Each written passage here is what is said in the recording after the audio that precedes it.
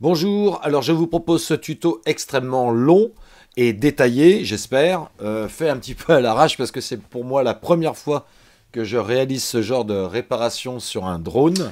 Bon alors c'est parti, on a ici un drone UNEC qui s'est largement éclaté la gueule et donc nous allons absolument changer toutes les pièces, c'est-à-dire la carrosserie ici vous voyez elle a explosé, donc il est impossible de remonter le moteur. Donc je l'ai ouvert. Donc nous allons changer la carcasse du drone. Ainsi démonter les moteurs qui se trouvent ici. Changer également la carte principale du drone puisqu'elle est grillée. Si vous avez vu qu'il y a eu une surtension électrique sur la carte, on va l'approcher de cette manière, vous allez voir. Donc vous voyez que la carte a carrément grillé. Notamment ce moteur qui a grillé également avec cette pièce qui a grillé. Voilà, donc let's go rock'n'roll. Nous avons les pièces de rechange. Donc voici la première, qui n'a pas été évidente de trouver sur le marché. Donc j'ai commandé ça aux États-Unis. La référence est ici. UNEC Q500-109 SVC, la trappe du UNEC pour la batterie. Ici donc le petit circuit imprimé qui va venir sous le moteur. Bien entendu, il nous faut aussi les hélices, donc j'ai commandé aussi les hélices, chaque hélice correspondant au moteur A ou B, les moteurs qui sont ici. Bien évidemment, la pièce, le moteur, en échange. Donc je pense qu'on voit bien ici la référence. Ici la LED qui va venir sur le moteur. Bien entendu quelques pièces de rechange aussi pour la trappe arrière avec des vis mises en plus. La nouvelle coque du UNEC Q500 avec la coque arrière ici. Alors il faut décoller l'antiparasite, ce que j'appelle en fait le truc qui va éviter d'avoir des parasitages. Pour démonter ce circuit GPS, il n'y a que deux vis. Donc sans plus attendre, puisque ça c'est le seul circuit, on va directement monter ce circuit sur la nouvelle carlingue.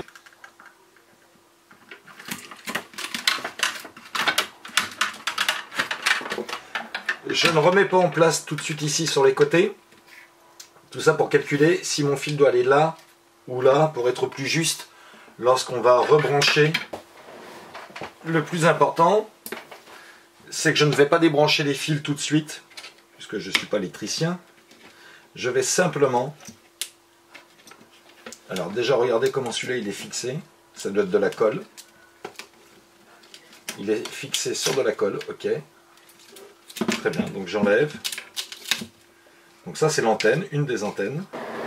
Au cas où j'oublierais de quelle manière était fait le branchement, j'aurai comme ça une photo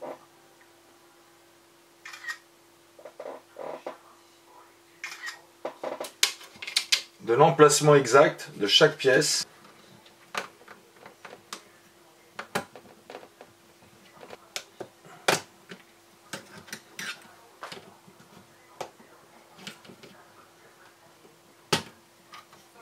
Donc là on va accéder à la partie motorisation.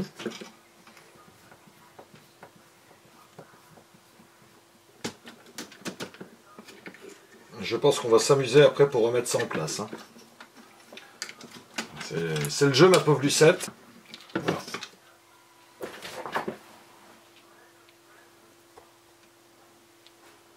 Voilà la pièce qui vient donc sur le dessus. C'est une sorte de cylindre bloc pour le moteur. Donc on va dessouder les trois moteurs et après on va les ressouder.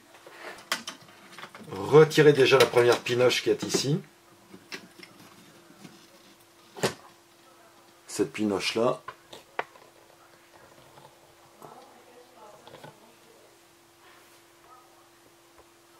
Voilà.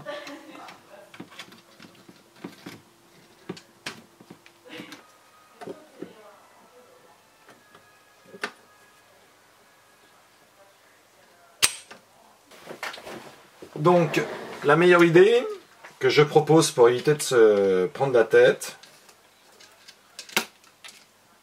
Alors ici, j'ai quelque chose de supplémentaire qui n'existe pas sur la platine d'origine. Et qui part, par contre, c'est ça qui va ici. Donc apparemment, ça serait ce câble-là. D'accord, là, il l'avait soudé. Donc là, c'est une amélioration qu'on peut constater sur la carte. Entre ça et ça, la pinoche, il y a un fil blanc et bleu. Plus noir et noir. Ils ont peut-être amélioré le circuit imprimé, plus celle-ci, qui va venir se raccorder là. Et bien, ce que je propose, pour éviter de confondre les branchements, c'est de souder et ressouder dans la foulée à chaque étape. Donc, pour l'instant, ces nappes de câble, je ne veux pas y toucher. Je vais simplement dessouder tout de suite les câbles de chaque moteur et les souder au fur et à mesure sur cette carte pour éviter toute complication.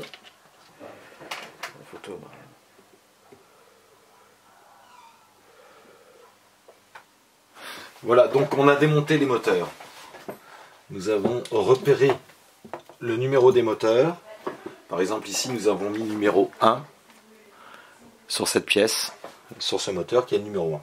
J'ai donc décidé de couper les fils d'alimentation des moteurs dans les bras et on ressoudera après, vous le verrez sur la vidéo. La platine ici va être donc remise en place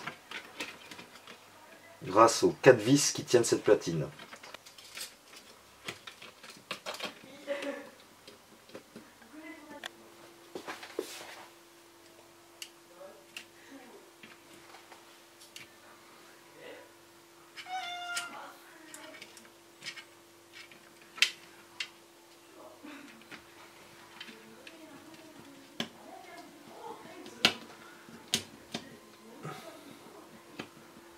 C'est mettre les joints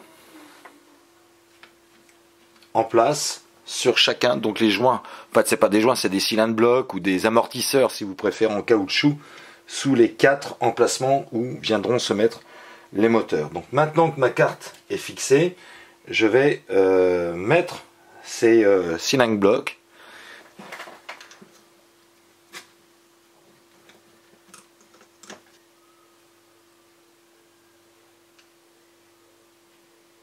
Donc en fait il faut l'attaquer par l'extérieur et avec le tournevis plat de préférence faire rentrer le joint à l'intérieur. Voilà. Et là ça doit être presque bon et on va l'aider à sortir ici à l'intérieur. Les 4 cylindres blocs, les 4 amortisseurs en caoutchouc ont été remontés. Nous allons donc maintenant mettre en place les moteurs. Le positionnement du moteur à remonter avec les fils qui viennent dépasser ici pour connecter ensuite le petit contrôleur avec le petit circuit imprimé avec la petite LED. Donc n'oubliez pas que ces 3 fils viennent sur les petites têtes ici. Là on a l'ancien moteur qui est grillé et que j'avais sorti, que j'ai laissé en guise de référence pour savoir comment se faisait le branchement. Et j'essaie de me mettre au mieux pour que vous puissiez voir. En fait, là, ce que je suis en train de faire, si vous ne le voyez pas à la caméra, c'est que j'aligne le moteur sur ma première vis qui me sert de guide. Et une fois que c'est fait, je vais pouvoir mettre les autres. Je ne serre pas à fond tout de suite. Je mets simplement mes vis. Alors, ce qui est bien, c'est qu'ils ont livré ces vis avec des têtes près dessus, ce qui est très bien. Donc nous passons à la mise en place de la tête numéro 3. N'oublions pas qu'elle s'enfonce en force sur les 4 petits tétons ici qui viennent s'enclencher à force. Enfin, la plaque, le circuit imprimé vient se mettre à force dessus. Mais avant de le faire, on va souder les 3 fils sur la platine, puis mettre en place la platine.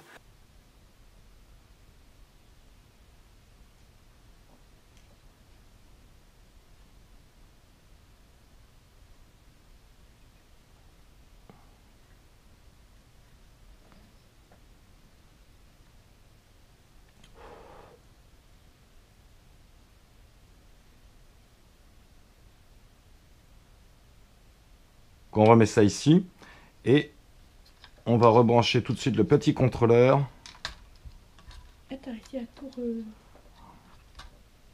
Sur la carte.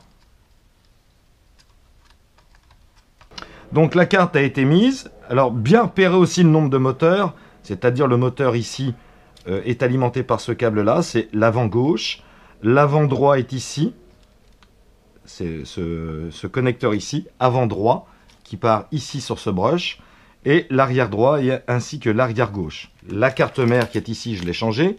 J'ai changé un moteur qui était HS, j'ai changé une carte ESC de contrôle de puissance du moteur, celle-ci, donc j'ai changé moteur et carte ESC qui était sur le moteur gauche. Et là, comme vous pouvez le voir, j'ai changé ce moteur-là car voici le problème que j'ai, que je viens de découvrir. Alors, ça fait pas vraiment plaisir. On va brancher. Vous pouvez mettre une rallonge, comme moi j'ai fait, c'est beaucoup plus sympathique pour travailler. Donc, vous mettez votre rallonge, vous branchez la clé unique. À chaque fois, je me gourde de sens. Hein, voilà. On met son power on, donc on enfonce la batterie. Ah bah elle était déjà enfoncée, oui, parce que attention Didine, on recule le truc ici. On va sur l'écran d'ordinateur lancer la petite application Q500. Voilà. Donc Q500 est lancé, on tourne le drone sur on.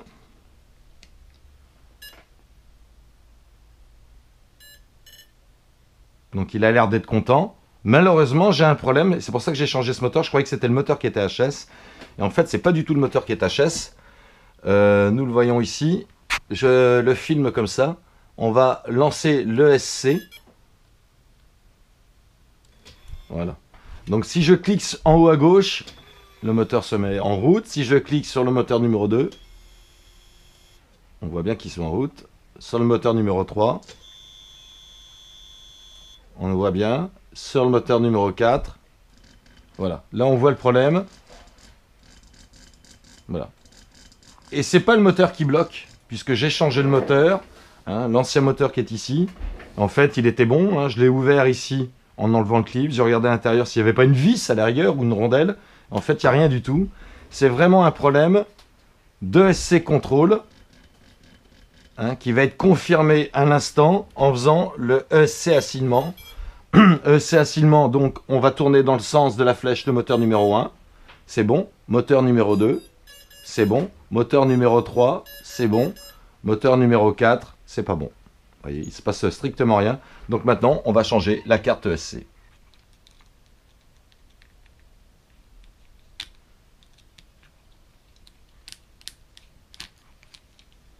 En fait, on va garder cette carte, on va la mettre de côté.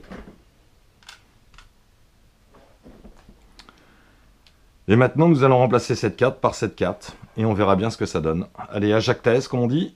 Petit rappel, le fil rouge sur la borne A, le fil bleu sur la borne B, le fil noir sur la borne C. Ne vous trompez surtout pas, sinon vous risquez de tout griller. Ensuite, on va brancher l'alimentation directe électrique des moteurs. Donc j'avais décidé de couper les câbles, rappelez-vous. Et on va raccorder donc les fils d'alimentation les uns aux autres. C'est-à-dire les fils qui partent de la carte mère sur les moteurs électriques. Il n'y en a que 2 pour chaque moteur. Donc là, on est en train de les souder. Donc c'est juste un raccord que l'on fait. Et on rajoute également ce que j'appelle vulgairement de la peau de couille. En fait, c'est des petits câbles thermorétractables, des gaines thermorétractables, afin d'isoler correctement le raccord que vous venez de faire sur la soudure, sur cette soudure. Voilà.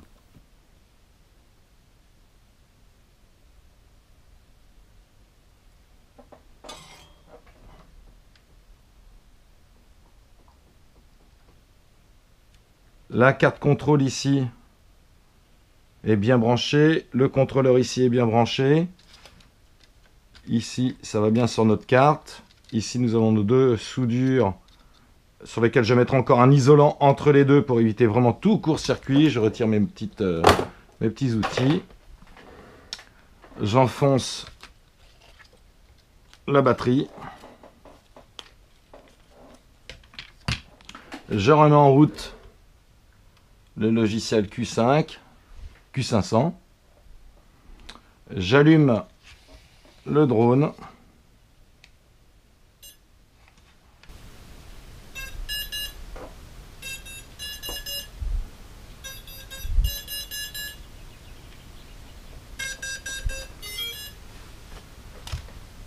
Je vais tester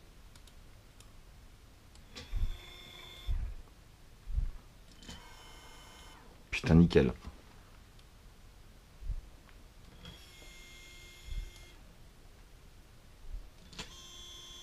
Vers l'intérieur. Nous allons remonter maintenant toute la carrosserie et faire les tests de vol. Donc on continue à filmer tout. Voilà, c'est pas la peine d'en mettre 10 tonnes non plus. Donc on va remonter le châssis.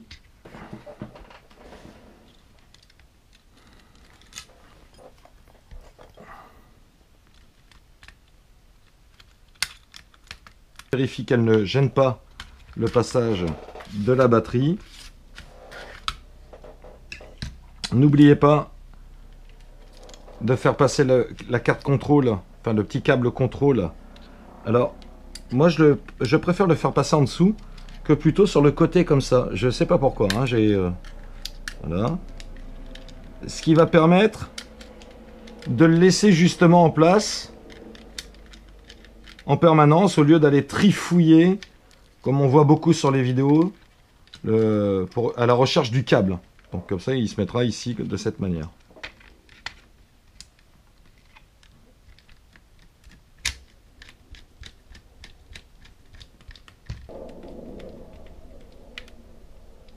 Mais évitez de mettre les vis à côté de votre moteur.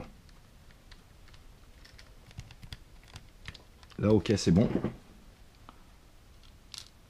C'est du scotch papier de peintre. L'intérêt, c'est qu'une fois que la carrosserie va être montée, je pourrai les enlever. Donc là, c'est bien mis. Alors la carte, en fait, se met... Alors pareil pour les moteurs, ne serrez pas trop fort les vis moteurs, hein, sinon ça va être une catastrophe également. Voilà.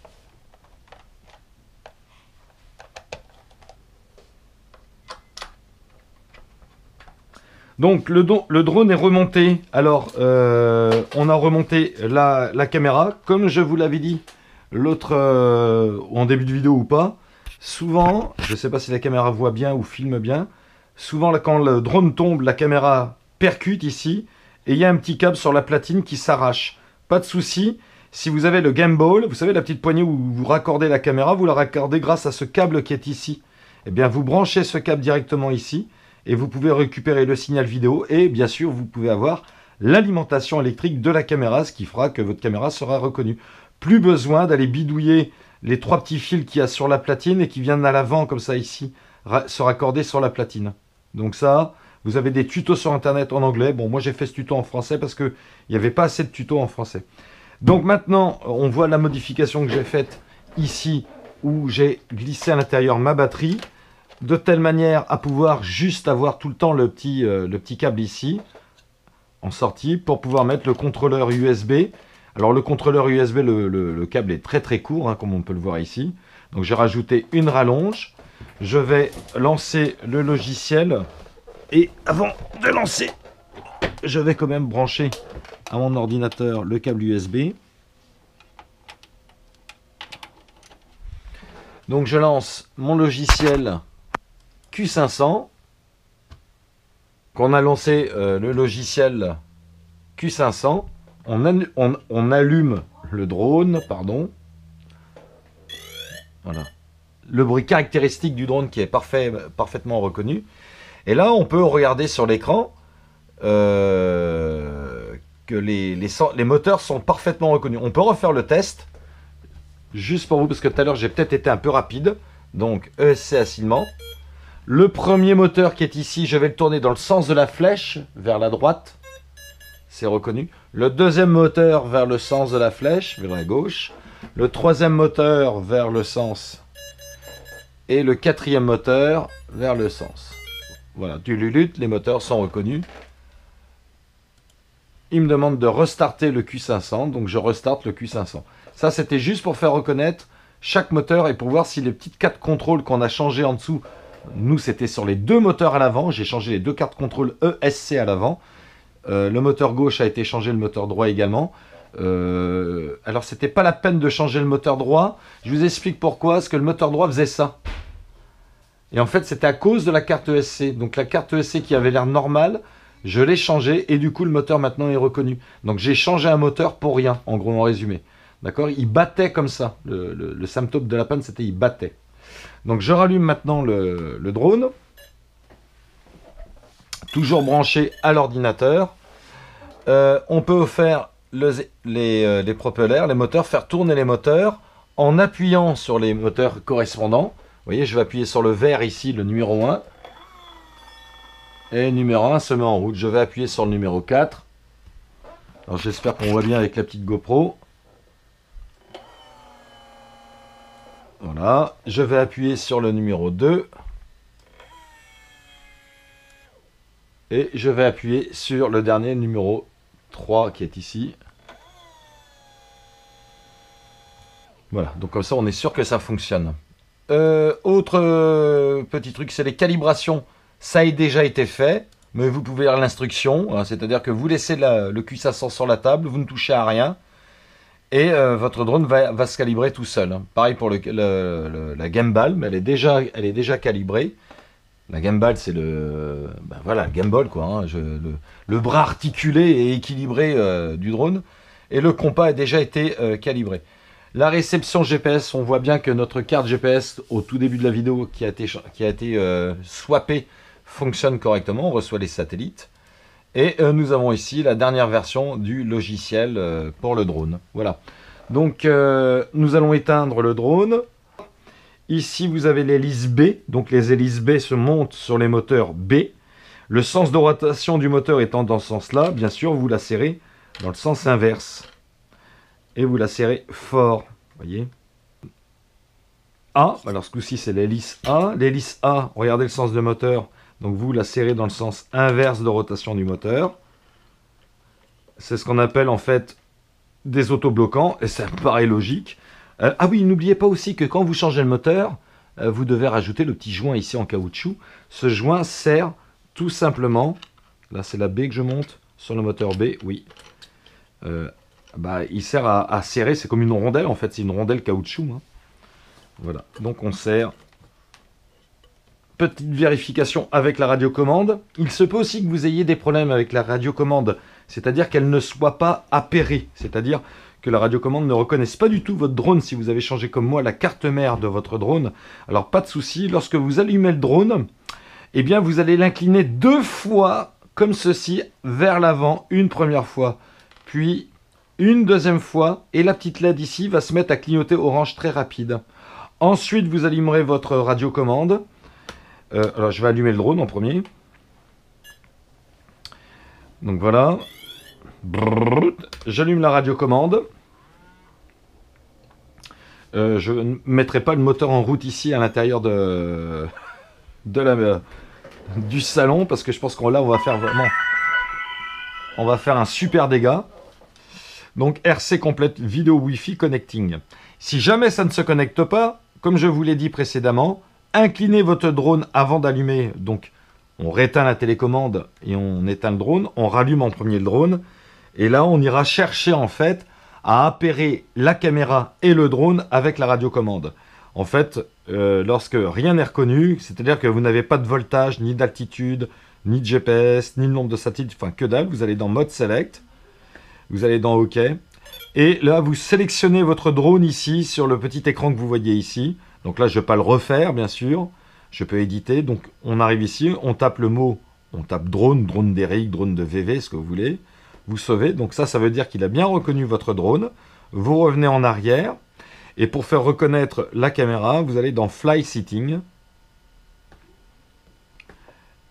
dans Bind, et alors vous voyez que le drone est bien reconnu ici, vous voyez, et la caméra est bien reconnue ici.